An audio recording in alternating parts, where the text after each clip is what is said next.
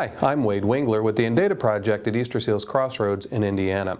Today we've got a special thing going on. Laura Metcalf is one of our writers here who really writes a lot of the content at EasterSealsTech.com. So if you like our blog, you already like Laura and her writing. Today we're going on a field trip and we're going to see some assistive technology that she uses to kind of help manage people coming in and out of the front door.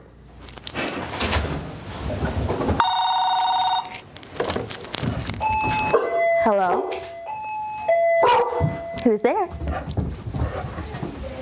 Yeah. Come on in.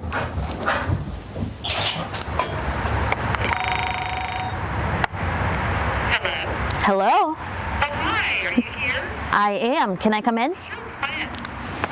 So that's your behind-the-scenes look into Laura Metcalf's life and how she handles folks when they come to deliver packages or send her fan mail more personally.